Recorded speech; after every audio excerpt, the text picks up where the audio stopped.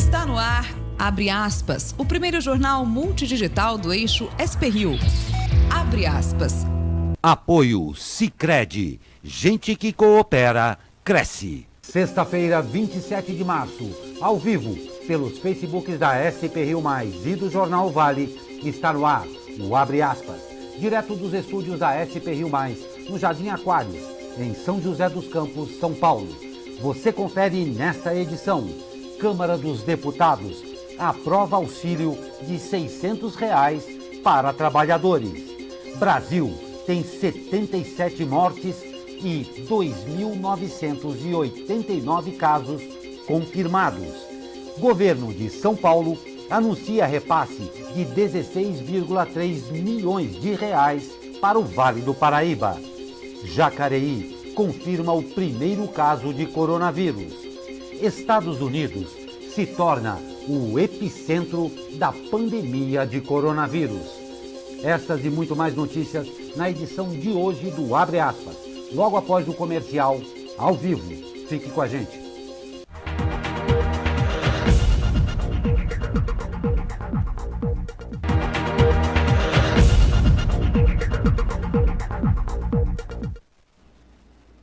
Nove horas 20 minutos, estamos de volta ao vivo com o Abre Aspas desta sexta-feira. Comigo, o jornalista Douglas Cruz. Muito bom dia, Douglas. Muito bom dia, Glauco. Muito bom dia quem acompanha o jornal aí de casa, né? Lembrando que estamos ao vivo, então comentem, participem, mandem suas mensagens aí pra gente. Vamos fazer esse jornal Abre Aspas juntos, né? Não tem a menor dúvida. E nós iniciamos essa edição agradecendo pela participação e os comentários. Ontem, a respeito aí da participação da doutora Sandra e da Débora Guedes, aqui sob a batuta de Raquel Loyola, que conduziu as entrevistas. E hoje também eu os convido para agora no bloco 2, a participarem aqui de uma entrevista conosco também, com o prefeito de Jacareí, Isaías Santana, e no terceiro bloco com o deputado estadual do Novo, Sérgio Vitor. Então fica aqui o convite para mais uma participação aqui na SP-Rio Mais, no Abre Aspas desta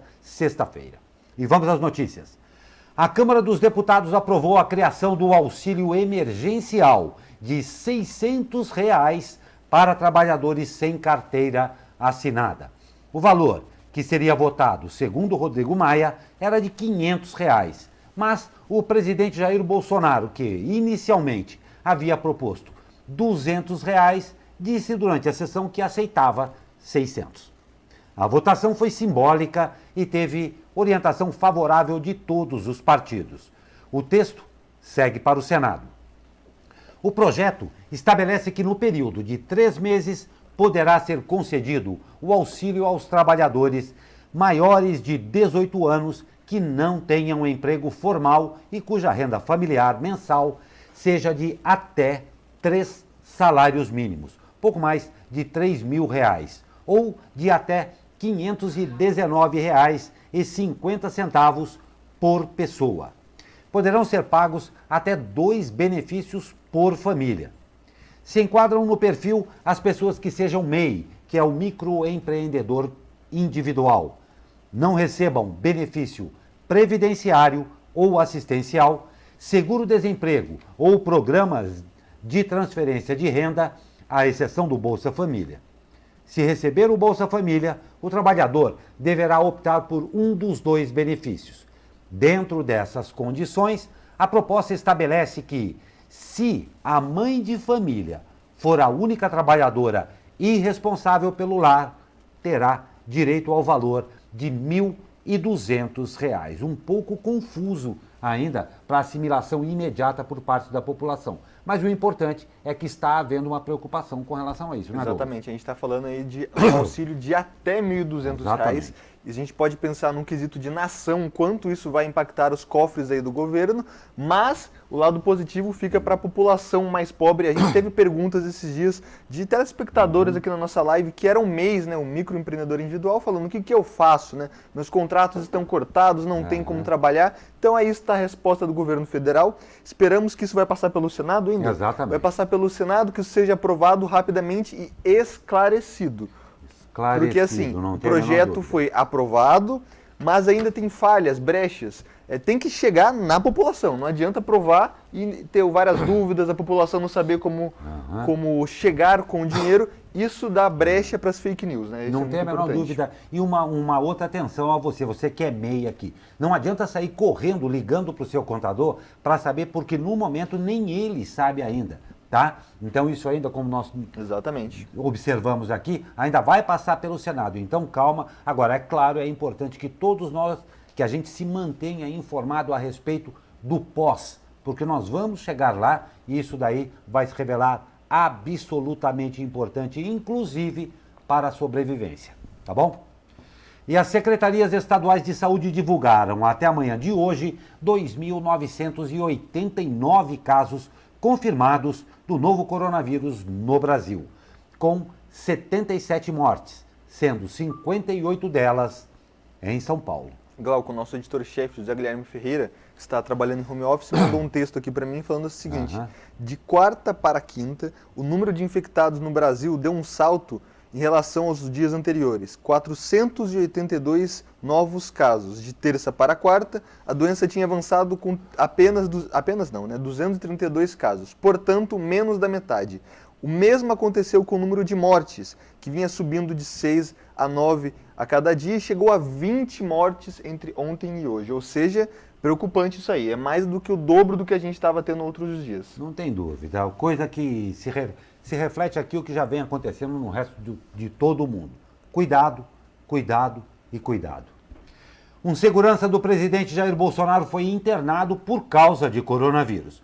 O capitão da Polícia Militar Ari Celso Rocha Barros estava em tratamento em casa, mas o quadro piorou. Ele não estava na comitiva do presidente, que foi aos Estados Unidos e nem teve contato com Bolsonaro depois disso. Segundo o Gabinete de Segurança Institucional do Palácio do Planalto, Barros está no Hospital de Base de Brasília. Ele tem pouco menos de 40 anos e bom porte físico. No entanto, luta contra algumas doenças pré-existentes, como pressão alta, o que costuma agravar o quadro de quem é infectado pelo vírus. Isso prova que não basta ser um atleta, né, Glauco, para fugir da doença. Exatamente. A gente tem comentários aqui na nossa transmissão. O Luiz Rosa mandando aí bom dia para o amigo Glauco e para todos nós aqui da redação. Muito obrigado, Luiz. Temos também a Eugênia Minicucci mandando bom dia para os jornalistas aqui da SP Rio. Muito obrigado, ótimo dia para vocês. Bom dia, sejam todos muito bem-vindos, como sempre. E a Caixa Econômica Federal reforçou em 33 bilhões de reais as linhas de crédito para enfrentar a crise provocada pelo coronavírus. O dinheiro se somará aos 78 bilhões anunciados na semana passada, o que totalizará aí o percentual de 111 bilhões de reais em recursos injetados. A Caixa também cortou as taxas de juros do cheque especial para a pessoa física, do parcelamento da fatura do cartão de crédito, de capital de giro, de empréstimos para hospitais, para o crédito direto ao consumidor e para o penhor. Os juros reduzidos entrarão em vigor em 1º de abril, para o cheque especial e o cartão de crédito. Para os demais produtos, as taxas já estão em vigor. E o Banco Central zerou a estimativa para crescimento do PIB, que é o Produto Interno Bruto, em 2020. Em dezembro, a expectativa era de alta de 2,2%. Segundo o relatório de inflação do Banco Central, a economia mundial, incluindo, claro, a brasileira, passa por um momento de elevado grau de incerteza em decorrência da pandemia de coronavírus. Nas contas do Banco Central, a indústria amargará uma retração de 0,5% em 2020. A estimativa apresentada em dezembro apontava para um crescimento de 2,9%. Para o setor de serviços, o maior da economia brasileira, a equipe do presidente Roberto Campos Neto zerou a expectativa de crescimento. A anterior era de alta de 1,7%. Na avaliação do Banco Central, o mercado de crédito também será afetado e o ritmo de crescimento diminuirá quase a metade. Não é uma boa notícia, né, Douglas? Não é uma boa notícia, a gente vê que não é só aqui no Brasil. O FMI, Fundo Monetário Internacional, já havia divulgado, a gente já tinha dado aqui no Abre Aspas, que a previsão é que o mundo inteiro entre em recessão, né? Então, a gente tem alguns países que a gente vai ver nas próximas notícias, estão injetando muito dinheiro, como os Estados Unidos, esses dias a gente falou, né? Injetou aí um valor que é maior do que o PIB brasileiro no ano passado. Então, os países do mundo tentam lidar com a crise causada pelo coronavírus na economia. Não tem a menor dúvida, inclusive no que se refere ao Banco Central, já é estudado aí pelas equipes de governo uma atualização a respeito do Banco Central em termos de modernização frente à economia. Diferente de outros estados do mundo, como na Europa e mesmo nos Estados Unidos, o Banco Central no Brasil ele não pode ter uma relação comercial, que é um negócio, a parte de títulos de crédito.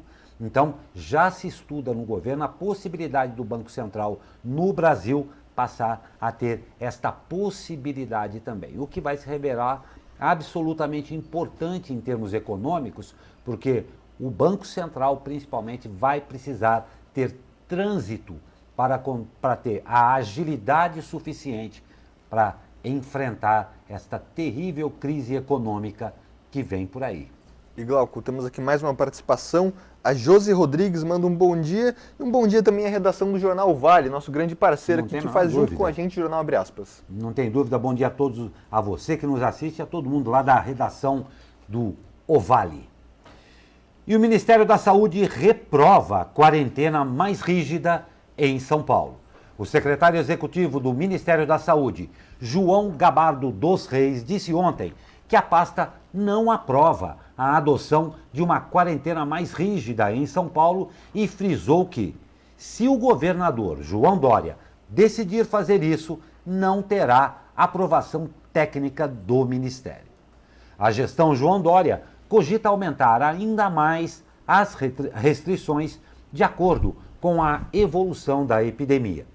O governo fala na possibilidade de um fechamento total do Estado, com o uso da força policial para manter as pessoas em casa, disse o secretário estadual da Saúde, José Henrique Germann. Na última quarta-feira, o presidente Jair Bolsonaro e o governador João Dória trocaram acusações durante videoconferência.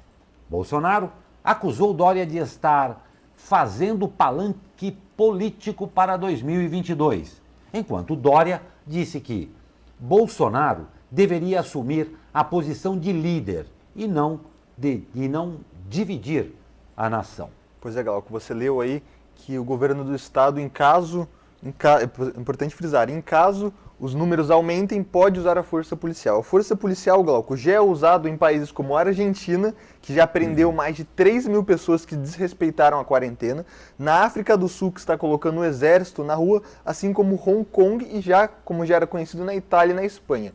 Ou seja, essa não é uma medida nova, uma medida que já foi adotada em vários países, mas aqui no Brasil seria inédita, né? Seria inédita, não tem a menor dúvida, e o brasileiro está tendo a duras penas que se acostumar a posicionamentos e ocasiões e atitudes que não estavam no nosso cardápio. Agora, voltando um pouquinho aqui na notícia, que estabeleceu-se sim um clima político já visando as próximas eleições, é um fato evidente e que fique claro também, a população não está esquecendo disso tudo. Senhores políticos, como nós chamamos aqui, e eu gosto muito de chamar, suas excelências têm que prestar mais atenção. Pois é, né, Glauco? A gente sempre fala do bom senso, principalmente num Exatamente. momento como esse, né? Faltou de um lado ali o bom senso, de outro também. E a gente viu os vídeos da videoconferência circulando nas redes sociais. Que medida que foi tomada ali? O que acordaram? Nada. Foi um grande bate-boca que não levou a nada. São Paulo segue em quarentena. O governo continua criticando a quarentena, o governo federal, e nada é feito, né? Não tenha dúvida, mais uma vez nos brindaram com uma verborragia inoperante, ineficaz e sem sentido. E os Estados Unidos se tornam o novo centro da pandemia de Covid-19. Com mais de 82 mil casos, os Estados Unidos se tornaram ontem o país com mais casos confirmados de coronavírus no mundo, superando a Itália com 80 mil e a China 81 mil. Os números são de um levantamento da Universidade Norte-Americana Johns Hopkins. O presidente Donald Trump disse que o aumento dos casos confirmados no país se deve à aplicação de testes em massa para os pacientes. Trump disse ainda que os americanos devem ficar em casa e evitar ao máximo o contato social. Pois é, essa é a fala do Trump, tá? Presidente dos Estados Unidos que está mandando o pessoal ficar em casa. E Glauco, a notícia da manhã que chegou aqui na nossa redação, o primeiro-ministro do Reino Unido, Boris Johnson, de 55 anos, está infectado com o novo coronavírus, de acordo com uma nota do governo divulgado agora há pouco. Pois é, né, Glauco? A gente vê que o coronavírus não tem escolhas aí de quem afetar. Ele está afetando as autoridades, os pobres, os ricos e chegou agora na principal figura ali do Reino Unido após a rainha, né? Sem pretender nenhum trocadilho desastroso, é um vírus democrático. Democrático.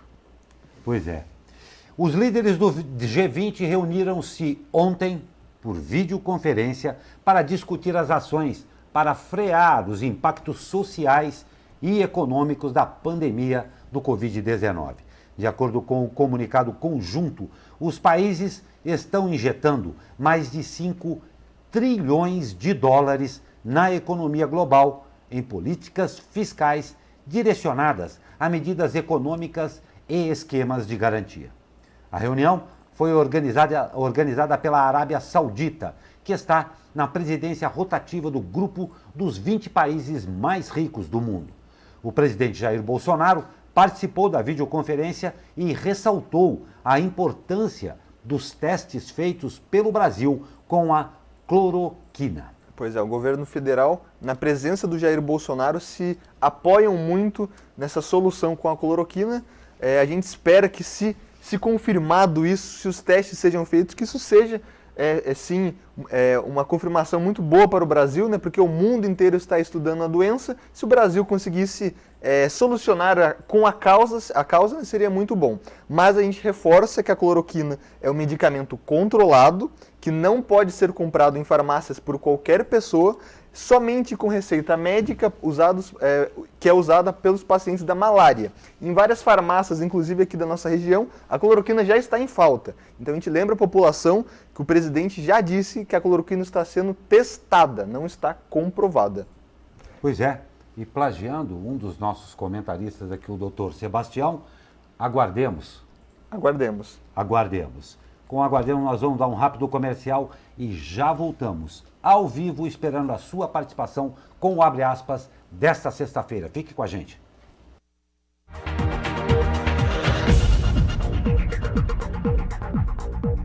Para acabar com o mosquito da dengue, ninguém pode ficar parado. Por isso, convidamos todos a se movimentarem. Movimentem-se as estátuas, os esportistas, movimentem-se as múmias, a mesa de canto, movimentem-se as pessoas de outro planeta, ou até quem não é pessoa. Movimentem-se os robôs, movimentem-se os bichos. Enfim, movimentem-se todos que, assim como São José dos Campos, querem acabar com o mosquito da dengue. Participe do movimento Todos contra a Dengue. Prefeitura de São José dos Campos.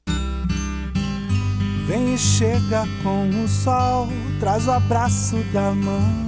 Família na mesa é mais amor, carinho de pai, mãe, irmão e irmã. A magia do leite é o sabor de um queijo fresquinho, manteiga no pão. Família na mesa é só amor, receita gostosa do coração. Nada melhor do que estar em sua companhia. Cooper, leite Cooper.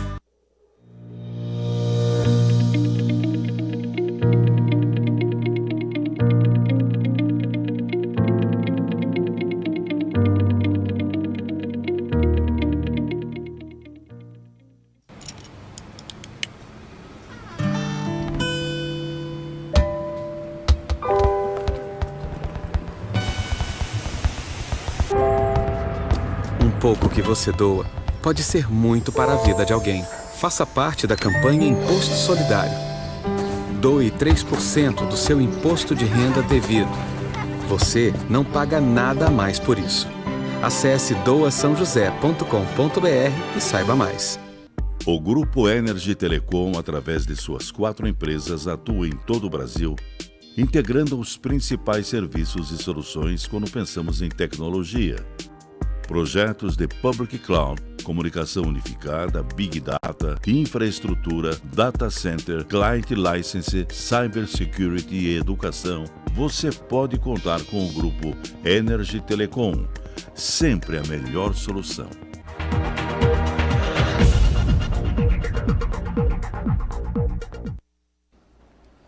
Nove horas e 39 minutos, estamos de volta com Abre Aspas desta sexta-feira. Lembrando para você que logo mais algumas notícias após aqui, nós já estamos entrando em contato, nós teremos uma entrevista via Skype com o prefeito de Jacareí, Isaías Santana. Nós o convidamos a participar dessa entrevista, tá ok? E o Estado de São Paulo anuncia repasse de 16,3 milhões de reais contra o coronavírus no Vale do Paraíba. O anúncio foi feito pelo governador João Dória ontem. O montante será repassado para 6 cidades que integram o Vale do Paraíba e Litoral Norte, com o objetivo de realizarem a aplicação em medidas de combate ao novo coronavírus. O recurso deve contemplar as cidades de São José dos Campos, Taubaté, Jacareí, Pindamonhangaba, Guaratinguetá e Caraguatatuba. Todas possuem mais de 100 mil habitantes na região.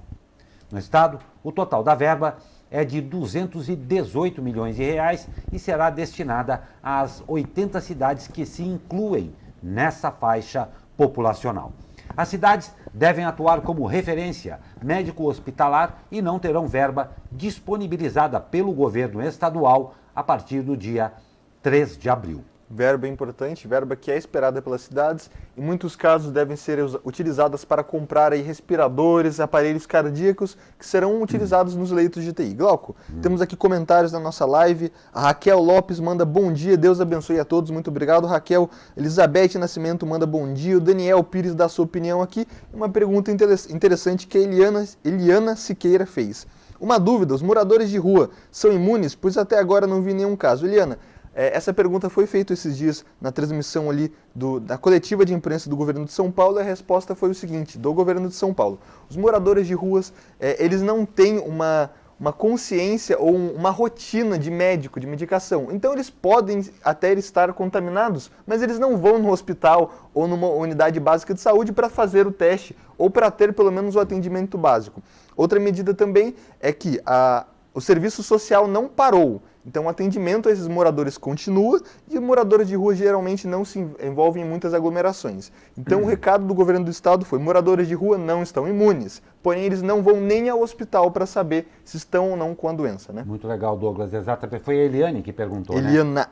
né? Eliana, muito obrigado pela sua participação e a todos que estão assistindo e participando aqui do Abre Aspas. Mas, Eliana, exatamente, a sua preocupação a respeito deste ponto específico é muito pertinente, porque independente dos moradores de rua e até independente do coronavírus, já foi despertado na população e todo o resto que está acontecendo. Tem gente morrendo de dengue, tem gente com dor de dente aí. Então, o mundo continua. Então, assim como você, eu tenho certeza que muitos dos brasileiros já se perguntam também o que existe além aí do coronavírus. Porque a vida segue, a vida continua. E essa preocupação, como você levantou muito bem, é de todos nós. Tá? E falar em avançar, o coronavírus continua o seu avanço em São José dos Campos. A Prefeitura registrou nesta semana 2 mortes suspeitas em decorrência do novo coronavírus, no sábado e na quarta-feira. Porém, a Prefeitura divulgou os casos somente ontem. Além disso, a cidade já tem 11 casos confirmados da doença. De acordo com a Secretaria de Saúde, os casos suspeitos de morte são de um homem de 61 anos que morreu no sábado no Hospital Municipal. O paciente tinha outras comorbidades, entre elas problemas cardíacos, mas teve rápida evolução para um quadro de insuficiência respiratória. O segundo caso foi o de um homem de 41 anos, que morreu na quarta-feira, também no Hospital Municipal. O paciente havia sido internado na terça-feira com sintomas compatíveis com o coronavírus. Ao todo, Segundo a Prefeitura, são 120 casos suspeitos no município. Destes, 89 aguardam o resultado em isolamento domiciliar e outros 31 estão internados. Pois é, Glauco, a gente viu aí que é uma suspeita, tá? Não foram confirmadas essas mortes, mas o que impressiona aí 40 anos. Sem outros históricos de doença, que morreu com sintomas parecidos. Ou seja, não é apenas os idosos que afeta, né? A gente teve um caso em Ribeirão Preto que foi muito interessante, que um rapaz de 33 anos morreu. Ou seja, a doença ela é sim perigosa, ela tem uma mortalidade baixa, isso é muito bom, mas ela não afeta só os idosos, ela afeta principalmente os idosos, mas a gente está vendo casos suspeitos de mortes de pessoas de 40 anos aqui na nossa cidade. Não tem a menor dúvida, cuidado, repetindo, cuidado sempre. E a Prefeitura de Jacareí confirmou ontem o primeiro caso positivo de Covid-19 na cidade. O exame de contraprova foi feito pela Secretaria Estadual de Saúde e comprova o laudo positivo. Segundo a Prefeitura, o paciente é um homem de 56 anos que realizou o exame em um laboratório particular em São José dos Campos no dia 17 de março. Este primeiro resultado deu positivo. A Diretoria de Vigilância à Saúde de Jacareí solicitou o laudo completo e contraprova, que vieram da Secretaria Estadual de Saúde no início da tarde de ontem, validando a confirmação. O homem está em casa, respeitando o isolamento social, com sintomas leves e recebendo atendimento domiciliar. Pois é, nós vamos agora esperando aqui o contato com o prefeito de Jacareí, senhor Isaías Santana, que nós temos aí alguns questionamentos. Prefeito, muito bom dia, o senhor já pode me ver? Já sim, ver e ouvir nitidamente. Muito bom dia, nós agradecemos a sua presença no Abre Aspas desta sexta-feira. Senhor prefeito, nunca é bom a gente falar aí de um primeiro caso. Como estava Jacareí, já preparada para isso, e a partir de agora, com a confirmação disso aí, como prossegue o combate junto com todo o Brasil aí em Jacareí?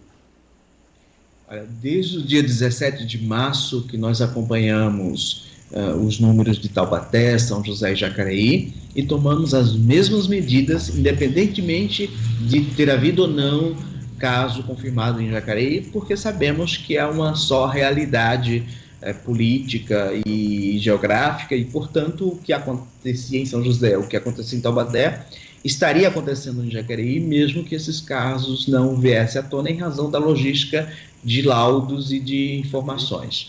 E todas as medidas foram tomadas, então, no primeiro momento, 17 de março, e no segundo momento, no dia 23.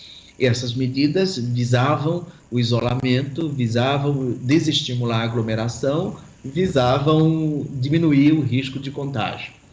E, paralelamente, nós começamos a pensar em medidas para estruturar o atendimento médico nesse primeiro momento.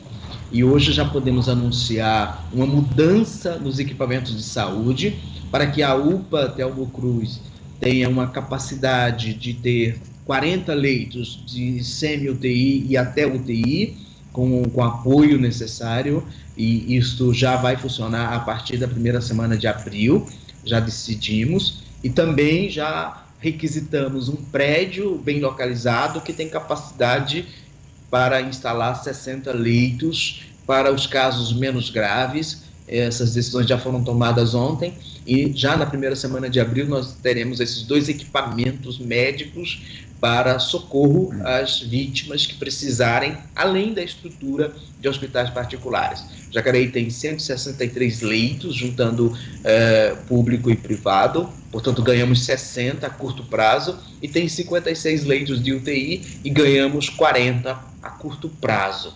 E numa outra frente, nós também estamos fazendo medidas para socorrer a população mais vulnerável na área social. O cadastro único está sendo referência para as medidas de ajuda da Secretaria de Assistência e as medidas de ajuda da Secretaria de Educação na assistência alimentar nesse momento. Algumas medidas econômicas a gente tem que esperar um pouquinho mais para discutir isso a partir da segunda semana de abril, esperar as iniciativas do governo federal, as iniciativas do governo do estado, para que o município, que é um ente com menor capacidade orçamentária e financeira, complemente aquilo que julgarmos insuficientes das medidas tomadas pelo governo federal e estadual. Perfeito. Nós aqui do Abre Aspas, assim como vocês aí da Prefeitura, estamos trabalhando para combater as fake news, né? Esses dias circulou um caso nas redes sociais de uma mulher que estava com um caso confirmado de coronavírus. A Prefeitura prontamente disse que se tratava de uma fake news, mas para relembrar os munícipes de Jacareí, quantos casos confirmados temos na cidade? Tivemos o primeiro ontem, e quantos suspeitos? Olha, existe um procedimento. O médico que atende, ele tem elementos suficientes para afastar a gripe pelo histórico do paciente. A gripe, o sistema de problemas respiratórios crônicos, quando é um paciente que não tem nada disso, ele pode suspeitar. E sem orientação adequada e sem seguir o protocolo do Ministério da Saúde, o protocolo da área de vigilância em saúde, um profissional de uma clínica particular, ao atender uma paciente, que aliás já tinha histórico de dengue, já tinha histórico de problema respiratório, colocou /coronavírus no diagnóstico. Só que são manifestações, sintomas comuns a uma série de problemas respiratórios. E não fez a coleta do material para encaminhar para os órgãos públicos para fazer a prova, para fazer o exame. Porque qual é o procedimento? Não tem histórico de problema respiratório? Ou tem, mas está grave? Deixa em quarentena, com cuidado e observação, recolhe o material, encaminha via Vigilância Sanitária, Secretaria de Saúde, para o laboratório, que até hoje o único que está fazendo é o Adolfo Lutz, e aguarda e acompanha o quadro clínico. Se precisar de internação, se precisar de UTI, irá ter o apoio clínico hospitalar como suspeita ainda. E só depois que vem o laudo confirmando é que é caso definitivo, ou seja, não há mais discussão. Hoje nós temos, pelos dados de ontem à noite, 38 pessoas que estão sobre acompanhamento médico, observação, e se o quadro agravar, a gente tem protocolo do que fazer, que é internação, isolamento e cuidados mais precisos, se não, acompanhando com isolamento social, longe, a família cuidando, sob orientação médica e acompanhando o quadro clínico. Confirmado apenas ou seja, retorno de laudo pelo Instituto Adolfo Lutz, apenas Perfeito. E esse paciente, ele tem quantos anos? Como é que ele está sendo tratado nesse momento? O quadro de saúde dele é bom, é estável? 56 anos, já está bem recuperado. Nós já fizemos o levantamento de todas as pessoas que tiveram contato com ele nesse período, para deixar em observação também, orientação de que se alguns sintomas aparecerem, procurar imediatamente o serviço de saúde, e estamos tomando todo o cuidado, como em todos os outros suspeitos também, nós tomamos essas providências para que as pessoas fiquem alerta quanto aos sintomas. Perfeito. Ontem o governo estadual emitiu uma nota dizendo que ia repassar cerca de 16,3 milhões de cidades com mais de 100 mil habitantes aqui do Vale, dentre elas Jacareí. Qual foi o valor repassado para Jacareí? E você já falou de outras medidas, mas esse dinheiro especificamente vai ser usado no quê? Olha, ainda não sabemos. Ontem à noite eu assinei a procuração para a Secretaria de Saúde assinar o convênio. Então, quando assinarmos o convênio aqui, saberemos qual o valor. Mas, basicamente, na saúde, que nós precisamos equipamentos e custeio do hospital de campanha que vamos instalar com 60 leitos. Eu já tomei a decisão com recurso do município e chegando recurso federal e estadual, ótimo, ajuda. Precisamos de todos os recursos, como também a Justiça em Jacareí já destinou 100 milhões de multas de cumprimento de pena e vai passar tudo para a saúde. Então nós vamos ter um reforço, ajuda de todos os meios. De onde chegar nós vamos aceitar, mas independentemente disso, as decisões primeiras já foram tomadas e nós vamos fazer uma reorganização das contas do município. a manutenção, portanto, da UPA Telmo Cruz como porta de entrada de todos os casos, porque ali nós temos capacidade para criar 40 leitos de semi-UTI e até um tratamento mais intenso, enquanto ampliamos o número de UTIs na cidade, que são apenas 56 e quase todas ocupadas, lamentavelmente, incluindo público e privado, né? E também o custeio dessa unidade de hospital de campanha, que vai ter uma capacidade de 60 leitos. Isso é a prioridade. E a outra prioridade também é do lado social, com o apoio alimentar para as pessoas que não têm outro jeito, dependerão de ajuda do poder público. Os efeitos econômicos a gente pensa a partir do dia 8 de abril, com as medidas tomadas pelo governo federal, que vem no primeiro plano, o governo do estado, a gente analisa e verifica em Jacareí o que a gente precisa complementar. Senhor Isaías Santana, para nós encerrarmos essa entrevista, infelizmente nosso tempo é curto, eu gostaria que o senhor deixasse uma mensagem aí ao público de Jacareí, nesse momento em que todos os governantes de todas as esferas têm uma posição de destaque, uma posição de referência frente à população, que, claro, precisa dessa liderança e dessa informação. Eu gostaria que o senhor deixasse aí alguns cuidados e uma breve mensagem ao povo de Jacareí, por favor. Primeiro cuide dos seus idosos. As famílias precisam se cercar e proteger os seus idosos. Segunda mensagem é para os líderes religiosos. Pensem, reflitam e tomem decisões para evitar aglomerações, porque vale a pena esse sacrifício para poupar vidas. E a terceira é para os pequenos comerciantes e pequenos prestadores de serviços e liberais. Olha, é possível esperar até 7 de abril. Ninguém morre até 7 de abril. E mesmo que tenha problemas econômicos graves, a gente vai atender, vai receber e vai, junto com as duas esferas de governo, cuidar desses problemas econômicos. O que é irremediável é a vida humana perdida. Vamos nos esforçar para ser solidários e proteger as pessoas que precisam de proteção. Perfeito, senhor prefeito de Jacareí, o senhor Isaías Santana, que esteve conosco aqui, ao vivo, aqui no Abre Aspas desta sexta-feira. Prefeito, nós agradecemos muito a sua participação, uma boa sorte e força a Jacareí e ao seu governo aí neste momento tão difícil.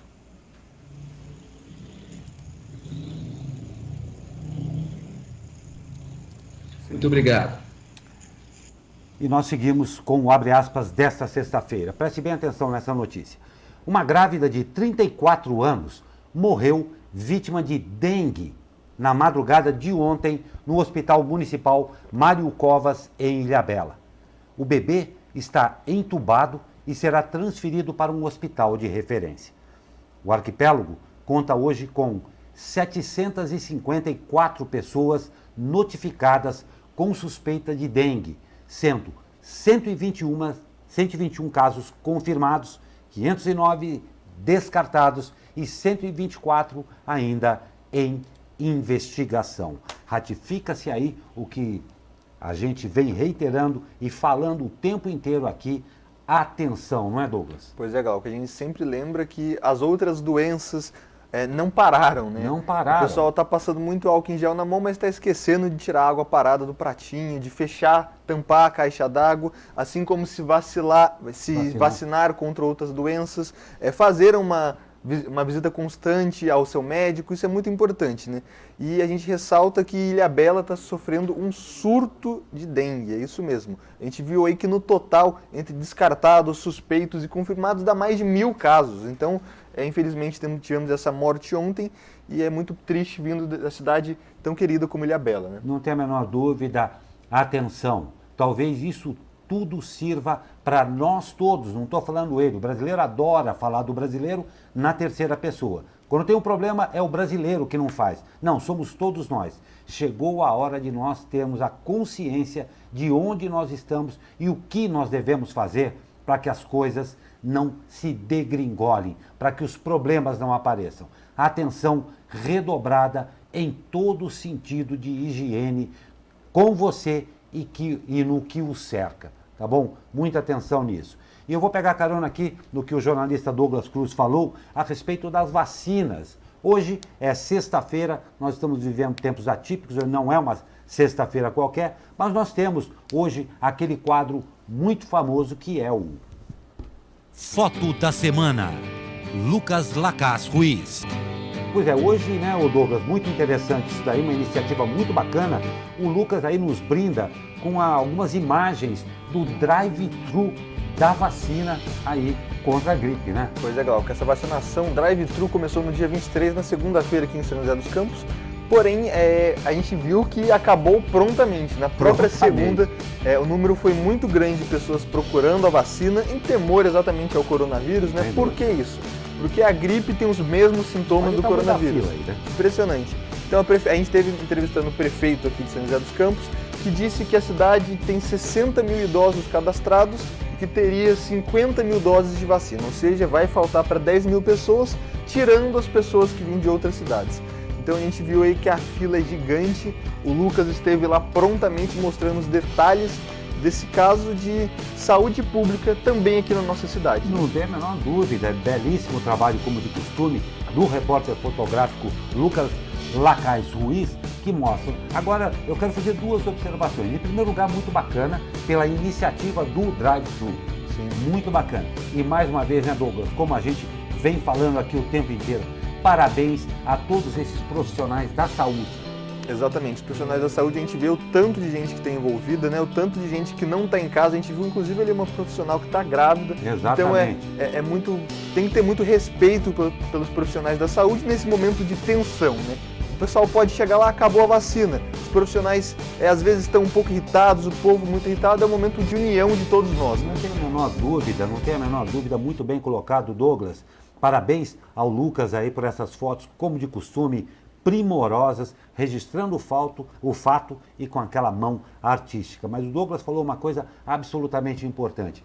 Vamos todos diminuir um pouco a pressão. Gritar com o vizinho não vai melhorar as coisas, tá? O profissional de saúde atualmente está sob uma enorme pressão e tensão. Às vezes não, sempre. A falta da vacina não é responsabilidade de quem aplica a vacina no postinho. Então você chegar distribuindo falta de educação a esse profissional que também está arriscando a vida talvez muito mais do que a grande maioria, não vai resolver nada.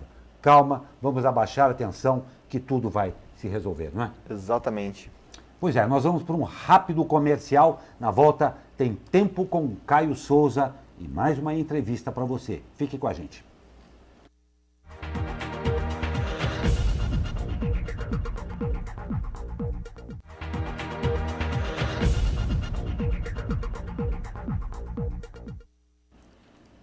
Dez horas mais 4 minutos desta sexta-feira maravilhosa em São José dos Campos. Dos altos aqui da Cassiano Ricardo, céu azul e uma temperatura para lá de agradável. Vamos saber como é que fica o tempo para hoje, para o final de semana, se é que ele vai contar com ele. Fala, meu amigo Caio Souza, muito bom dia. Fala, Glauco Turzi, muito bom dia. A semana deve terminar assim como começou aqui na nossa região. Teremos um dia de céu com poucas nuvens, sol e umidade relativa do ar baixa no período da tarde. As temperaturas seguirão estáveis, máxima de 28 graus no Vale do Paraíba e em São Paulo, 29 no litoral e 25 na Serra da Mantiqueira. Não há previsão de chuva para hoje. O sábado deverá ter condições de tempo bem parecidas com os dessa sexta-feira, mas a tendência é de que no domingo tenhamos aí um aumento da nebulosidade, um pequeno declínio nas temperaturas máximas e pode chover fraco e isolado em alguns momentos, principalmente no iniciozinho da manhã e no final da tarde. Tanto agora sexta-feira quanto sábado e o domingo, as temperaturas mínimas seguirão bem amenas, na casa aí dos 15, 16 graus no Vale do Paraíba, por exemplo. Caio Souza, direto da sala de operações do Tempo Vale, para o jornal Abre Aspas. Ô, meu amigo Caio, que boas notícias aí para o final de semana, em semana aí que a gente precisa de um alento no final de semana. Eu já tenho, não sei você, não sei o Douglas aqui, mas eu já tenho meu plano para o final de semana, poder olhar mais para o céu, principalmente à noite, que está muito bonito, porque a poluição diminuiu, então a gente consegue ver mais estrelas. Então, vou ficar lá quietinho, sozinho na minha sacada, olhando para o céu, porque merece a gente dar uma olhada. Muito obrigado a você, Caio, um abraço a você e a todos aí do Tempo Vale, e claro, um ótimo final de semana. Lembrando que ao final desse bloco, nós teremos aqui, já os convido a todos também, uma entrevista com o deputado estadual do Novo, senhor Sérgio Vitor, tá bom? Então, logo mais, aqui no final desse bloco, já estaremos em contato aí com o deputado estadual do Novo, senhor Sérgio Vitor. E um homem de 67 anos, morador de São Paulo, morreu ontem, vítima do novo coronavírus em Taubaté. O caso havia sido confirmado pelo município na quarta-feira. De acordo com a Secretaria de Saúde, o idoso estava internado no Hospital Municipal Universitário de Taubaté e sofreu piora no quadro clínico durante a noite de quarta-feira. E a Câmara de Taubaté aprovou na manhã de ontem, em sessão extraordinária, o projeto do prefeito Ortiz Júnior, que destina 2,5 milhões de reais para o combate ao coronavírus. O texto teve aval em 2 votações e segue para sanção. Além disso, com a mesma finalidade, a Câmara pretende devolver até a próxima semana 1,5 milhão de reais à Prefeitura. O montante havia sido repassado para cobrir as despesas do Legislativo.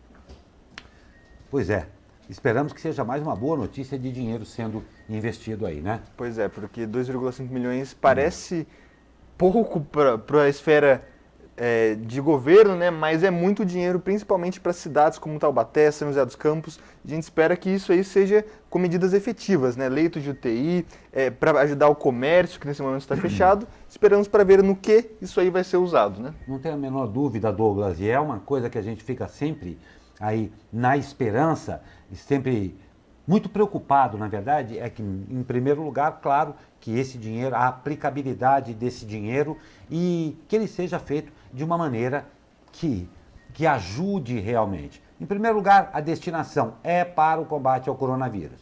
Segundo lugar, que isso seja feito com a aplicação devida. Nós estamos aí tentando estabelecer o contato com o deputado estadual, senhor Sérgio Vitor. Os senhores sabem, todos em casa estão passando por isso, né? Exatamente. As bandas de internet estão para lá de congestionada em todos os lugares, mas nós estamos aqui tentando estabelecer essa conexão com o deputado estadual do Novo, senhor Sérgio Vitor. Pois é, Glauco, a gente preparou essa entrevista aí com o Sérgio Vitor, porque Sérgio Vitor é deputado estadual do Novo, eleito aqui pela região do Vale do Paraíba, né? Ele é presidente da Comissão de Ciência e Tecnologia da Alesp, né, da Assembleia Legislativa, e está sendo considerado como caso suspeito do novo coronavírus. Ou seja, a gente está entrando em contato com ele exatamente para ver o que ele está fazendo, como está sendo feito nesse momento de suspeita da doença, né? Se a Alesp parou, se continuou, como ele está prosseguindo. E já conseguimos o contato, Pedro? Então estamos Exatamente. aí. Olá, muito bom dia, senhor Sérgio Vitor. O senhor já pode me ver aqui? Posso sim, bom dia, pessoal. Muito bom dia, nós agradecemos pelo espaço, a sua disponibilidade em estar conosco aqui. E, senhor Sérgio, um momento bem interessante. O senhor é suspeito aí, né, do coronavírus. Como é que está para a gente começar, antes de mais nada, como está o senhor e como é que está esse estado aí para o senhor? Bom, eu estou muito bem de saúde, né? Eu curiosamente, estou na categoria suspeito já há 11 dias. Então, por um lado, eu torço agora para que o resultado seja positivo, porque em 3, 4 dias aí eu já vou estar curado. E, por outro lado, mostra o quanto a gente está atrasado nos números reais de suspeitos, né? De notificados positivos contaminados aí. Porque se eu estou há 11 dias esperando, imagina que o número real pode ser muito maior do que a gente tem hoje. E como você falou, o senhor está aí há 11 dias esperando. E como é que está sendo feito esse isolamento aí? O senhor está na sua casa, com a sua família, tem parado de fazer as suas movimentações políticas? Como é que está nesse momento o isolamento? Eu estou em casa desde segunda, né, passada, que eu fui fazer a coleta para o teste aqui em Taubaté, na UPA Central. E estou mantendo a distância saudável aqui da esposa e filha, né, com toda a higiene possível para, caso eu esteja positivo, não ter tido passado para elas. Estou isolado num cômodo, então é muito ruim, né? Você está dentro de casa, afastado da família. E desde então que não saio de casa, né? Pois é, deputado, o senhor citou aí no começo da nossa entrevista uma coisa interessante. A respeito do número de casos que pode ser muito maior. Como é que o senhor é um deputado estadual aí, como é que o senhor está vendo as ações efetivas do governo frente a toda essa situação em que está particularmente o Estado e, claro, o Brasil? Como é que o senhor está vendo aí a atitude dos nossos políticos também? Sim, só reforçando também, até a primeira pergunta, a gente não parou de trabalhar 1 minuto, né? A gente tem estrutura para fazer home office, como eu já também sou um deputado bastante regional, né, e fico bastante aqui no Vale do Paraíba, a gente já tem toda a estrutura montada para a equipe continuar trabalhando à distância, então a gente continua trabalhando e trabalha até mais agora nesse momento. Eu tenho visto com bons olhos as ações, tanto do governo federal quanto do estadual, as ações, né? Acho que vale reforçar que as falas do Bolsonaro não têm ajudado nesses últimos dias, mas as ações tanto do ministro da Saúde quanto do governo estadual e dos municipais aqui da região estão sendo bem feitas. A gente precisa, é importante, seguindo todos os estudos e todos os casos dos outros países, é importante que a gente tenha esses 14 dias de quarentena e de respiro. Para quê? Para a gente poder aumentar a nossa capacidade de leitos, para a gente conseguir fazer a contratação dos testes e para a gente conseguir se estruturar e aprender um pouco mais sobre o vírus e como ele age e quais são as principais áreas de risco, né? Então, essa quarentena inicial foi importante para a gente ganhar um respiro e vale lembrar bem também que as áreas essenciais continuam trabalhando, a indústria continua trabalhando, a economia não parou completamente, né? Isso é importante a gente ressaltar. Tem bastante gente que está trabalhando e que deveria estar trabalhando. Tem também muita confusão sobre o que pode e o que não pode. Então, eu estou vendo que tem comércio fechando que não precisava estar fechando. E lojas de construção, por exemplo, eu sei que em Caçapava eu vi reclamação de alguns colegas da área da construção civil. É importante a gente entender exatamente o que está acontecendo, para a gente não ser mais rigoroso do que precisa e também não ser mais brando do que precisa. Nesse momento, o meu mandato está focado em 3 pilares principais, né? 1, garantir informação correta, porque parece que a gente está mais tempo combatendo fake news do que combatendo o vírus. 2, cobrando, propondo e fiscalizando o Estado para garantir medidas que salvem vidas. E 3, propondo, cobrando e fiscalizando o Estado para garantir medidas que mantenham a nossa economia viva. Tá certo, deputado. Deputado, o senhor é presidente da Comissão de Ciência e Tecnologia da Alesp, da Assembleia Legislativa. E a ciência e tecnologia são vitais num momento como esse, né, de crise na saúde, trabalhando aí em conjunto também com a saúde. Que medidas o senhor está vendo aí no estado de São Paulo, seja aí do seu home office ou no contato com outras pessoas, para que, de sua parte, possa ter aí medidas prontas no combate ao coronavírus? Legal. Apesar de presidente da Comissão de Ciência e Tecnologia, né, a gente tem uma parte técnica muito frágil dentro da Assembleia, né?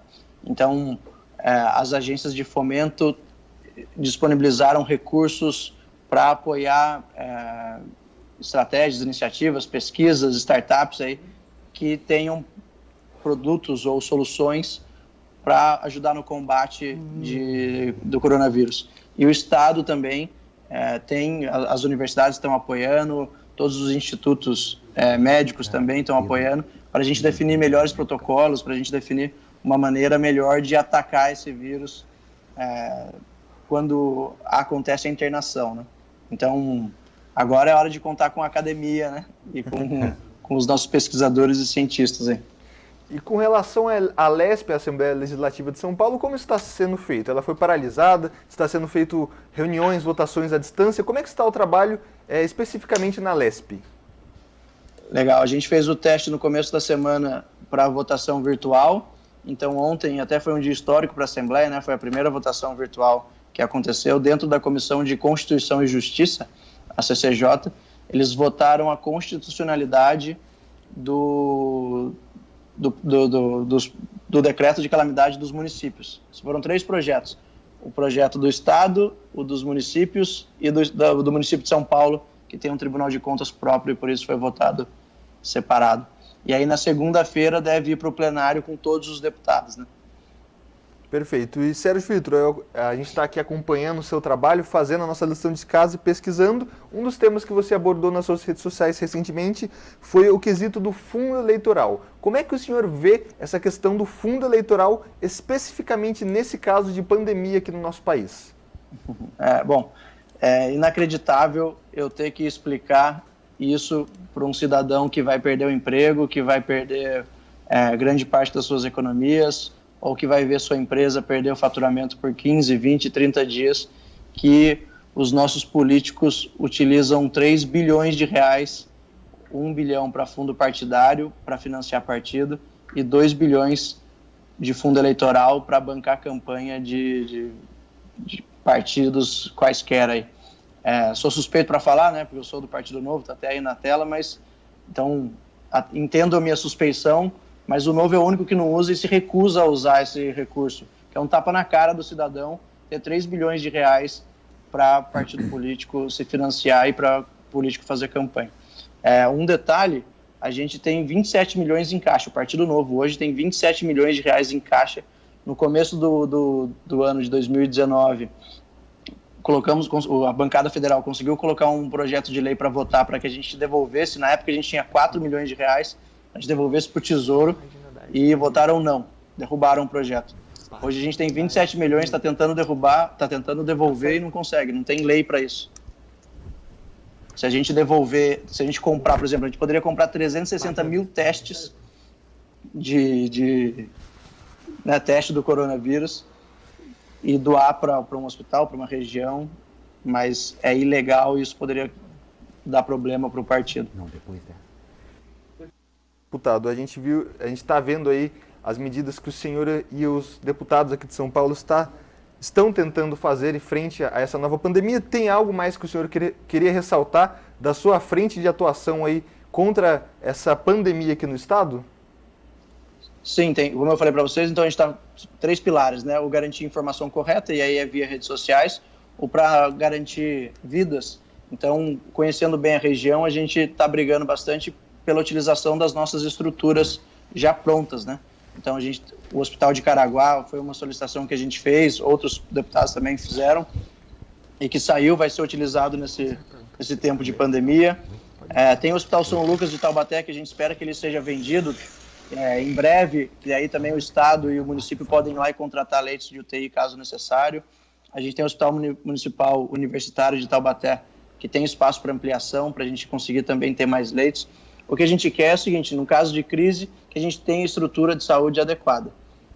E no caso de economia, a gente propôs para a Secretaria da Fazenda que ela adiasse o pagamento de ICMS por pelo menos 60 dias, porque hoje o que as empresas precisam é de caixa, né? Hoje o que as empresas precisam é de respiro para poder pagar suas contas, seu aluguel, folha de pagamento, enfim. Então, as medidas de adiamento de imposto é uma medida importante e, por outro lado, linhas de crédito com juros baixos e boas carências para que os empreendedores consigam ter acesso sem burocracia e, de novo, passar por essa fase turbulenta que viveremos aí nos próximos dias. Pois é, senhor deputado estadual do Novo aí, o senhor Sérgio Vitor, nós agradecemos aqui a sua presença e ratificamos que na qualidade de mídia séria, preocupada com o contexto de verdade e contra as fake news, nós estamos sempre abertos para notícia de fato, de verdade e que leve realmente a essa população que nesse momento aqui em todo o nosso Brasil, particularmente em nossa região, se vê aí muito preocupada com um futuro imediato em que infelizmente, boa parte da classe política parece não lembrar que o cidadão vai viver com essa pandemia ainda um bom tempo depois. Nós agradecemos demais a sua presença aqui. Claro, esperamos um brevíssimo restabelecimento da sua saúde aí, porque como nós todos sabemos, a luta que vem pela frente não vai ser fácil. Nós agradecemos a sua presença no Abre Aspas de hoje, senhor deputado. A gente que agradece, é importante veículos como o de vocês que passam informação correta aí, porque de fato a gente está vivendo um momento onde a gente recebe 1 milhão de mensagens por WhatsApp que não fazem sentido algum e a gente vê pessoas acreditando nisso. E é importante que a gente tenha a informação correta para a gente tomar decisões melhores. Por isso eu parabenizo vocês aí da SP Rio+, que estão fazendo um excelente trabalho. Obrigado pela oportunidade e ótimo dia para vocês. Muito obrigado, um ótimo final de semana e, claro, melhoras muito breves aí. Obrigado. Pois é, nós tivemos mais um Abre Aspas com mais 2 entrevistas. Eu acabei de dizer isso daí e realmente que fique bem claro e ratificado aqui hoje e sempre. O compromisso da SP Rio+ é com a verdade. Nós estamos aqui trabalhando assim como tantos outros profissionais que se mantêm no trabalho para levar a você a informação correta, para levar a você o serviço digno e correto de gente que acredita nesse país, que acredita na nossa região e que sabe que, trabalhando sério, nós vamos sim passar e vencer mais essa crise, não é, Douglas? Pois é, Glauco, começamos aí na terça-feira com a quarentena em todo o estado de São Paulo, aqui em São José dos Campos, onde fica a sede da SP Rio+. Estamos chegando agora no fim de semana, né? Exatamente. Só dando um breve relato do que foi o jornal hoje, né? Tivemos a entrevista com Isaías Santana, onde ele confirmou o primeiro caso de coronavírus em Jacareí, lembrou as medidas tomadas na cidade. Tivemos uma entrevista com o Sérgio Vitor, deputado do Novo Agora, que está sendo considerado suspeito de ter contraído o coronavírus e que ressaltou as suas medidas que ele está fazendo juntamente com os deputados aqui de São Paulo. Tivemos 2 mortes suspeitas de coronavírus em São José dos Campos, 16 casos na região aqui do Vale do Paraíba confirmados, uma morte por dengue em Ilhabela. Bem lembrado. E seguimos trabalhando, você pode ficar atento aí todo fim de semana no portal da SP Rio+, e também no Jornal Vale, que a gente vai estar prontamente, como o Glauco falou, sem parar de trabalhar. Sem parar de trabalhar, não tem a menor dúvida. E claro, esperando aqui, em breve, a volta da nossa querida Gabi Barreto, com opções para você poder fazer aí durante o final de semana, tá? Chegando o final de semana, nós desejamos a todos vocês muita paz, muita serenidade e vou ousar dar um palpite aqui. Olhem para o céu, olhem para as estrelas e saibam que nós vamos sair dessa. Muito obrigado pela sua audiência, particularmente essa semana que nós tivemos aí um aumento exponencial dentro do portal da SP Rio, com uma característica também muito particular a nós aqui do Abre Aspas. Então eu, Douglas e toda a redação aqui, agradecemos também ao nosso parceiro Jornal Vale, mas agradecemos muito por vocês nos terem alçado com sua confiança, garantindo aqui o nosso trabalho sendo feito com correção sempre para você. Um ótimo final de semana a todos vocês e até segunda-feira.